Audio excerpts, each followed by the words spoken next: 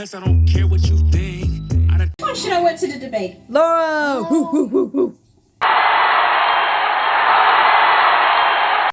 kind of like the gray one. Right. But the red is a much better color. I agree. It draws the eye and exudes confidence. Exactly. Laura, man. I love Laura. She's 100% right. I saw from the jump, you know what I'm saying? Like, God, no, go with the red dress, Laura. You can never go wrong with a red dress. We know what it is. We're back at it again. It's Steve and Laura time all the time. You know, the dynamicness, the relationship of, you know, Laura, Carl, and Steve. Looking at this, let's go. I think it's plainly obvious that there's only one correct answer here. You're good. She's good. You Exactly. got that debate in the bag. Straight up. Laura winning. Has been chosen to attend the National Symposium on DNA Identification. I don't know what all that means. But it sounds like it's probably good, right? I have no idea, though. But go ahead, Carl. And where you going? Well, I leave for Detroit this weekend. Yeah, but Dad, you're supposed to come to my debate this weekend. Uh-oh. Oh, sweetheart, I'm sorry. I tried to get a flight out the same night, but there were none available. I'll go to the next debate with you.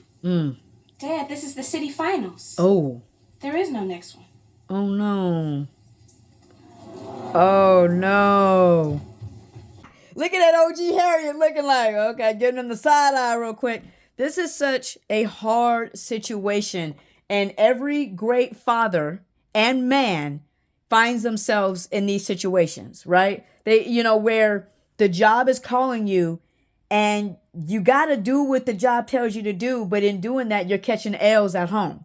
You're catching L's with your daughter. You're catching L's with your wife. And I love, again, what I love about Laura is the fact that she wants her dad there. You know, some of us get at that age, but we don't care. Like, hey, there, as long as my friends is there, because we going to get something to eat afterwards. So the fact that Laura actually cares that her dad is there, to me, is an indication of the relationship that they have, but also the, you know, the foundation that has been built for years and years and years. Carl, this was important to Laura. You promised her you'd go. I know, Harriet, but I'm a lieutenant now.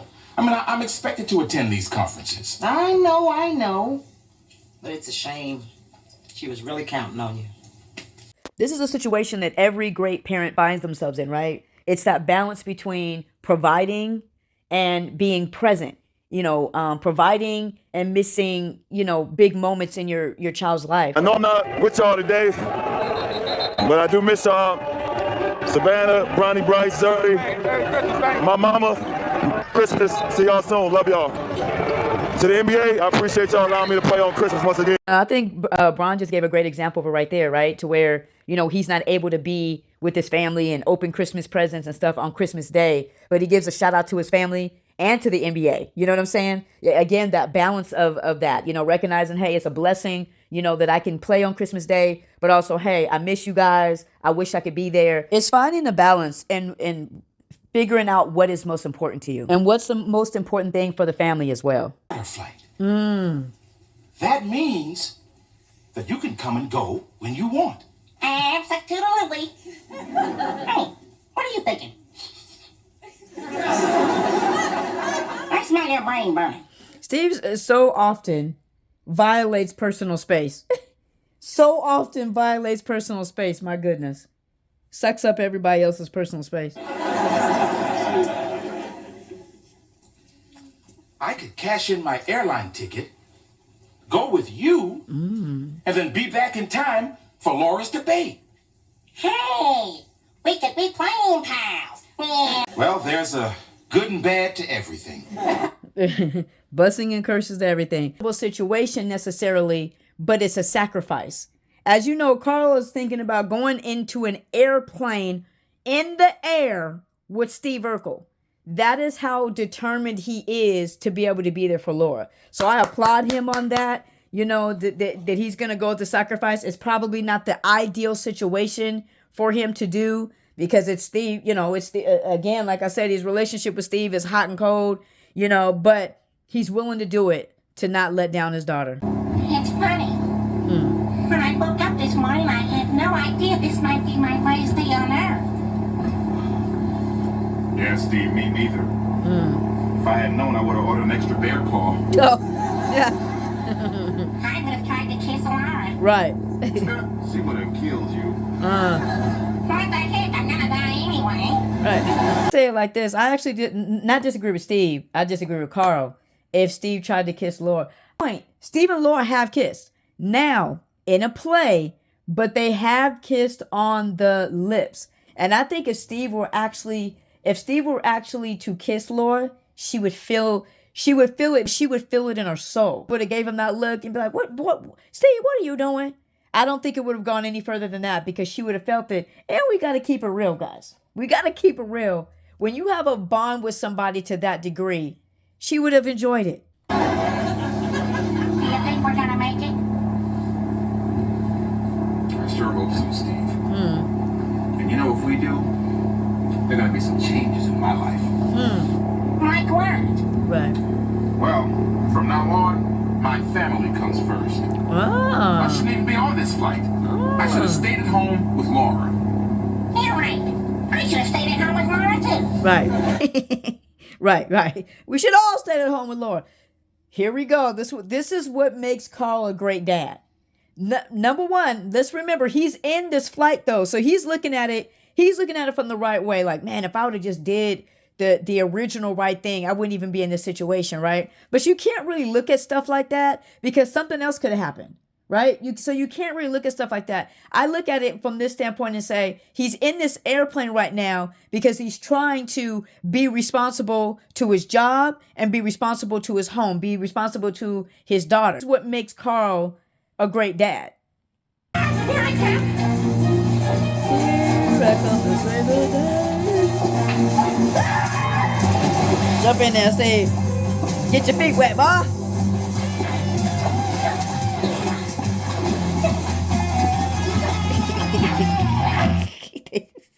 Steve looks like he has no idea on how to swim, which is the point.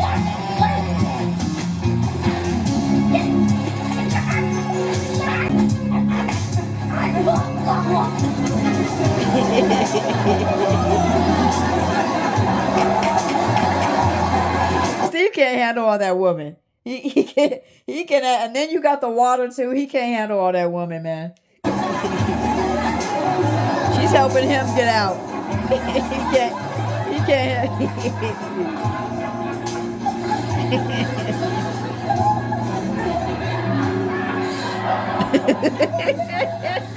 My hero. Exactly. Steve, you're supposed to be saving her. Oh gosh. Oh, get in the weight room, Steve. Get in the weight room. No, it was so scary. For a moment there, I thought you were a... Hey, wait a minute. You can swim. Ah. Yes, and now so can you. Hey. Yeah, you're right. I'm not afraid of the water anymore. All for him. So Steve just said, wait a minute, you know how to swim. Laura jumped in the water, messed up her outfit, messed up her hair, messed up everything. So that Steve will get over his fear of swimming. This is what I'm talking about, the connection that they have. And the Lord does stuff that just nobody else would do for him. Congratulations, Steve. Ah. Honey, you were great. Hey, I smell a conspiracy. Right. Well, Steve, I had to think of some way for you to forget your fear of water and go with your gut instinct.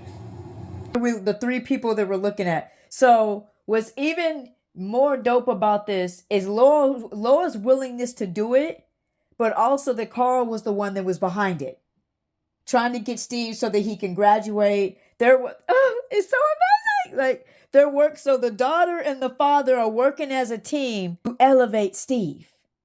This is so beautiful. And again, these are things that Laura needs. She needs these things. Now I'll graduate. Right. Because of my beautiful gal and my big boss pal. Thank you both from the bottom of my little purple heart. I gotta give Jalil props here though. He rocking the whole 6-pack, boy. The stuff that we could do at 16, 17, huh? Look at that. Stuff we could do at 16, 17. Go ahead now. Guys.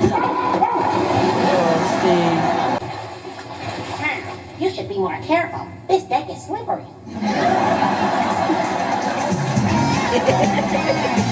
Hide behind Laura. You probably don't remember, but I told you about the Midwest Cheerleading Championships in Omaha. And it's coming up this weekend, so can I go? You can go. Oh, Dad, come on, man. I'm not a baby anymore. And what did you say? Right? Like when you go and ask the question because you think you already know your parents' answer, so you already have your debate already ready in your mind, ready to unleash, and then you're like, wait, hold up, what? What'd you say? What'd you say? What'd you say? You can go. I can go? As in, I can go. That you're old enough and mature enough to be trusted. Thanks, you guys. You guys are the best. Mature enough. I love you. I love you. I love you. I love you. Sweetheart. Laura's such a sweetheart. My cheerleading, hotel staying, plane ticket, sightseeing, the bright lights of Omaha, baby. Jeez, Steve. Steve, did you come to say goodbye? Yes. Then say it and go. This ain't it, go. I want to know why, with all the wordplay, I never really thought about this till now, why Steve hasn't written some sort of book by now. Like the way he can just flow with the words like that. It's not just you that's going to Omaha. Why, you're taking the heart and soul and hopes and dreams of every muskrat of past and present. Well, I'll do my best. Steve and Laura in a nutshell, ladies and gentlemen. Steve and Laura right here in a nutshell. This interaction here where he is like, you're reminding her of her impact. And Laura's like, I'll do my best. Well, I'll see what I can do. I'll see what I can scrounge up. You know what I'm saying? Thanks, Mom. Thanks, Dad.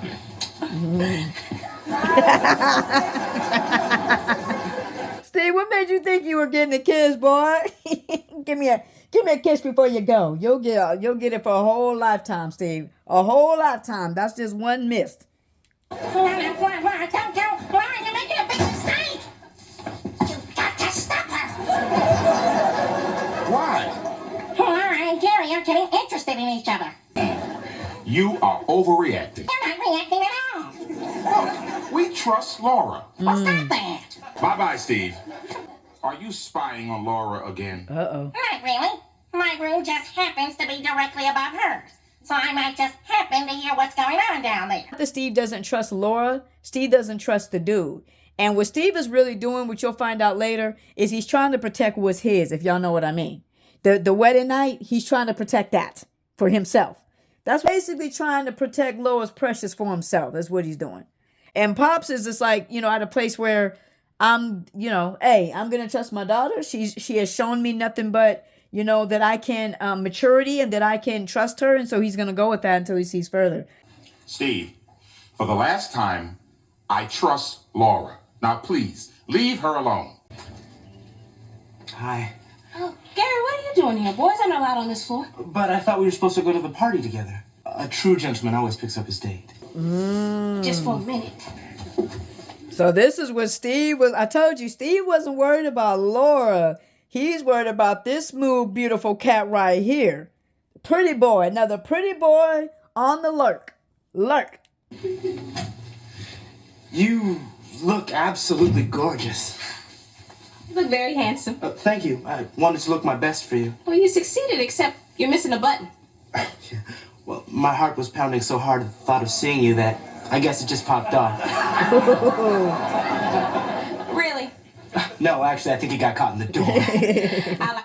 I love this about Laura. Because believe it or not, that was one of the smoother things that has been said to Laura. Much smoother than anything Stefan has ever said. But because Stefan talks to Laura on a cloud, all this stuff, this ain't nothing to her no more. The first reason better. Do you have the button? Oh, yeah, right here. I'll sew it back on for you. Wow, beautiful and domestic. Yep, that's what he wanted. Okay, That's what he wanted. You followed me to Omaha, crawled into a rollaway bed, and snuck into my room. The only reason why they let you come on this trip is because they trust you, Laura. They trust you. That he went and talked to Carl, and Carl said, hey, we trust her, right? We trust her. So Steve now, which is so amazing, is reiterating, y'all got to stay with it, right? What are we talking about? The relationship of Carl, Steve, and Laura, right? You have Steve here that is reiterating and reminding Laura of what her father said. Beautiful. Enough said. Look, I know Steve Urkel is annoying, But what he said is right, and I'm glad Yep. he showed up when he did because I forgot something. What's that? My parents trust me. And when they ask me what I did this weekend, I don't want to have to lie. But Laura, we haven't done anything. And I want to keep it that way. Love here that Laura said, my parents trust me. Because remember, they told her that in the beginning, and then Steve reiterated that to her, like, hey, the only reason why they let you up here is because they trust you. The only reason why they let you up here because they know that you're not going to get yourself into situations like this. I really like you. But we're alone in a hotel room. Right. Yeah. Maybe you're right. Maybe we should take this thing a little slower. Laura knows the only hotel room she can be in with the guy is Steve. It's the only guy that she can be in a hotel room with, and nothing happened. I think that's a good idea. Laura Winslow, there's a party tonight, and I'd be honored if you meet me there. Why don't you walk me there? Deal. Let you walk me there. Laura's matured so much. So much. I thought this dynamic, was so interesting because I never really looked at it from the standpoint of daddy. You know what I'm saying? As we know, Reginald Vale Johnson has always been looked at as one of the best TV dads, ever. You know what I'm saying? Ever to grace your screen. So I really wanted to take a look at that. And again, like I said, look at the dynamic of Carl, Laura, Steve, because everybody, like I said, people, a lot of times, we look at Laura, oh, she was mean and she was this and she was that. And I don't think people recognize a lot of the stuff. Like I said, I will say it myself. My dad's been in my life. I've been blessed. Thank you, Lord, that my dad has been a part of my life since my existence. Right. And I know because I see other family members and I see the difference when the father's not around. And I see the difference when the father is. And when the father is a strong father, right? When he is strong, like Carl is, it shapes you. And it's so valuable. It's so valuable in so many different, I can't even really explain to you, but just, the confidence you get, the consistency, sometimes even the safety that you may feel, just being in your dad's arms, just being in your dad's presence, just even with my dad, just being around him. It's just kind of like, it's something that cannot, nothing can replace it. And I really can't really explain it. The show early on, how, I'm going to say it like this. I'm going to just keep it real. If you don't think some of the ways that Carl responds to Steve, some of the ways that Carl treats Steve, some of the things that Carl says about Steve in Laura's presence, and that doesn't impact her, I don't know what to tell you. That is completely false. It's completely wrong. I said it before. The fathers, they teach you how to see a guy, how to interact. They're the ones that kind of teach you what your value is. That's why I tell people this all the time. Parents are the most powerful beings on the planet outside of God. Outside of the Lord Jesus Christ, parents are the most powerful beings because they can make you or they can crush you, right? They can mold you into this incredible person, or they can crush you into feeling like you're nothing, right? Feeling like you're worthless, feeling like some of us deal with that. Some of us deal with the father absent in the home. I know that, like I said, I have family, majority of my family around me in my age group were not raised with a father in the home. You know what I'm saying? So I see some of the insecurities that they go through, some of the difficulty that they have with guys that frankly I just didn't have.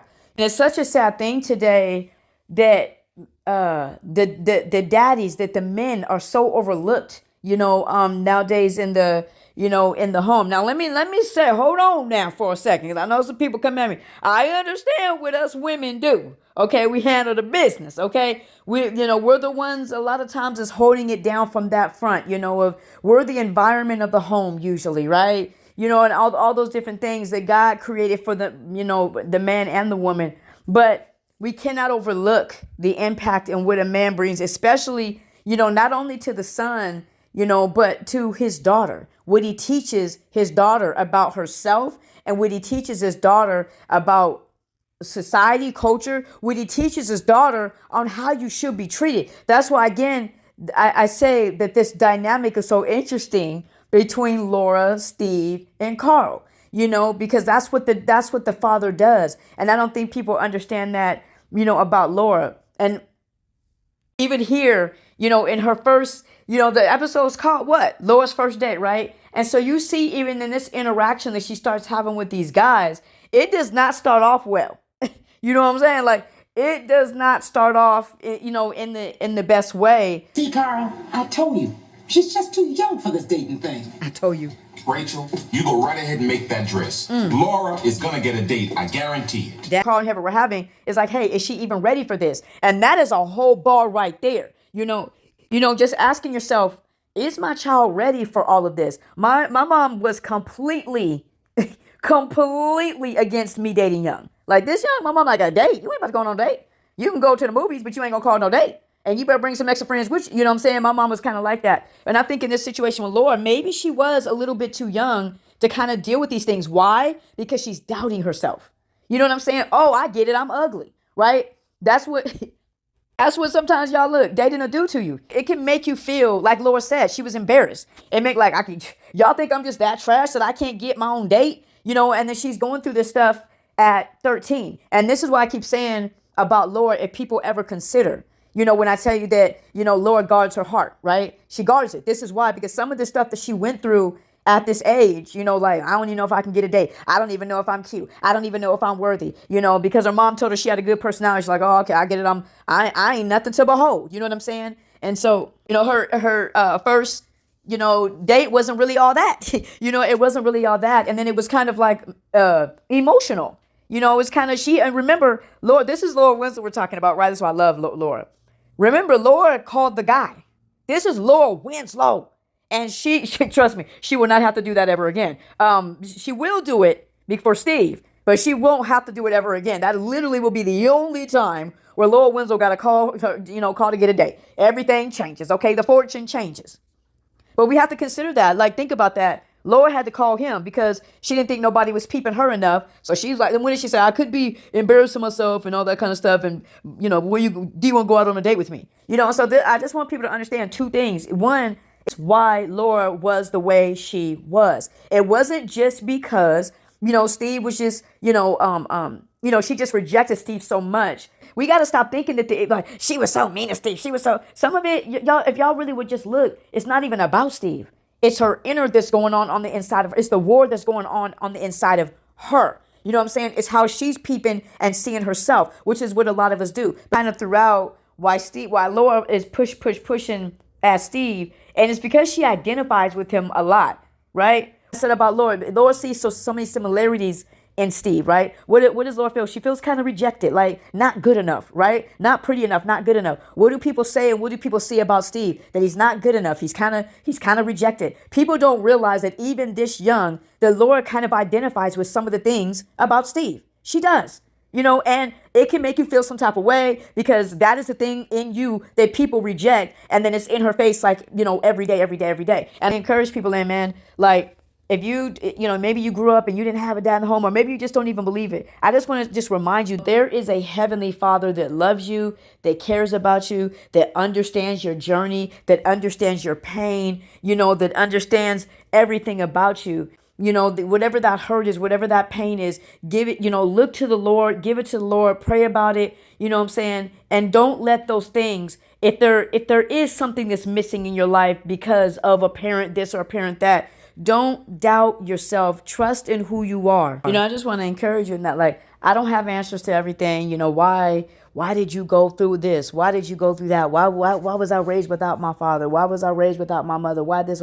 I don't have answers to that. And the reality of it, guys, I tell people this all the time is God rarely responds to whys. He rarely, we can take the whys to him all we want to. He rarely ever responds to whys, but he understands, and that's what I want to just encourage you in is that, whatever your situation may be, man, Seek the Lord while he may be found. Seek the Lord. He's the one that created you. He's the one that understands everything about you. He understands your hurt. He understands your pain. He understands your anger. He understands your loneliness. He understands your rejection. He understands all that.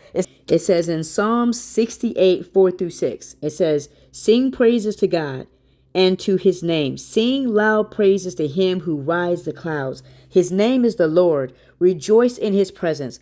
Father to the fatherless, defender of the widows. This is God whose dwelling is holy. God places the lonely in families, and he sets prisoners free and gives them joy. Understand that you are made by God. You have a purpose. There, you are amazing. There's many amazing things in you and about you that you can get, that God has placed on the inside of you to give to this world, to give to this earth. It is hard when our parents, are not there or not giving us exactly what we need. It's hard to even grow out of that.